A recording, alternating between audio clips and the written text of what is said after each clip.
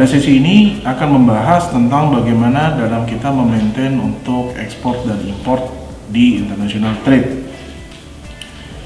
Yang pertama adalah terus menjaga hubungan baik dengan buyer dan rekan-rekan dari vendor lain.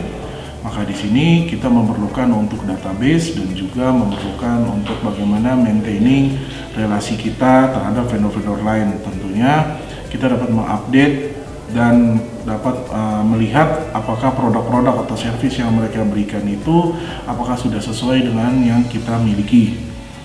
Lalu yang kedua adalah dengan memiliki hubungan yang baik dengan buyer atau rekan-rekan vendor yang lain dapat membuat jadi jalur alternatif bagi kita dalam menentukan atau menjadi jalur alternatif untuk produk yang kita ingin kembangkan.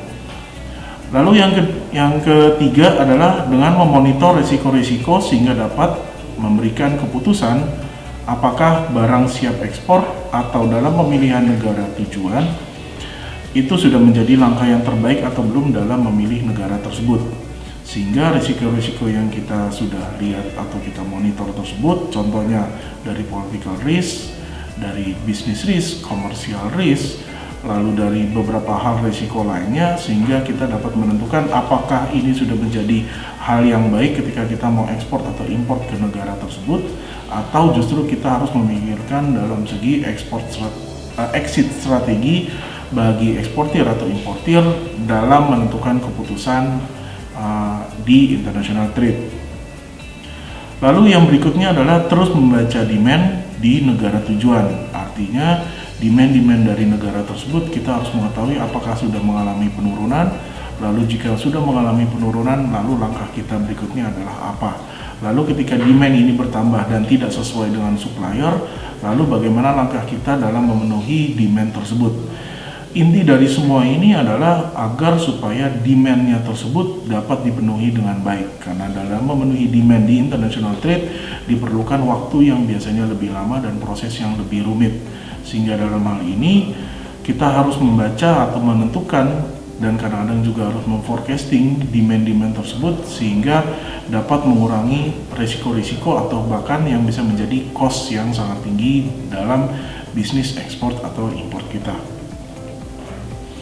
Yang berikutnya adalah mempelajari jalur logistik dan transportasi dengan fokus kepada efektif dan efisien.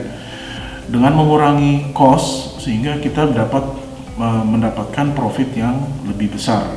Dari hal ini, maka untuk jalur logistik dan transportasi dan tentunya juga dari supplier, kita dapat mengurangi hal-hal yang tidak diinginkan dalam kegiatan ekspor dan impor.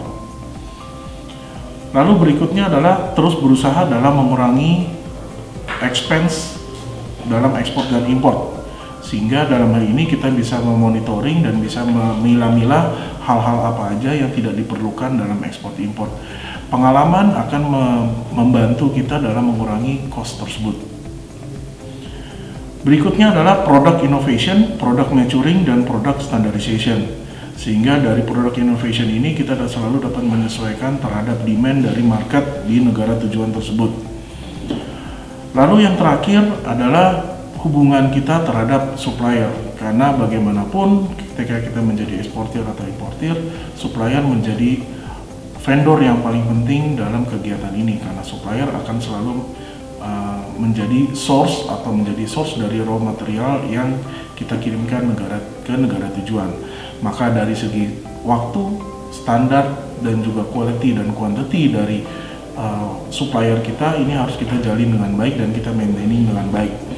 Karena dalam praktiknya biasanya beberapa hal ketika supplier ini sudah diambil alih atau sudah berpindah ke eksportir lainnya atau buyer lainnya, sehingga kita sudah tidak memiliki kuota lagi untuk bisa masuk atau menjadikan dia sebagai supplier utamanya dari kita. Jadi itu adalah kira-kira bagaimana memaintain bisnis kita dalam ekspor dan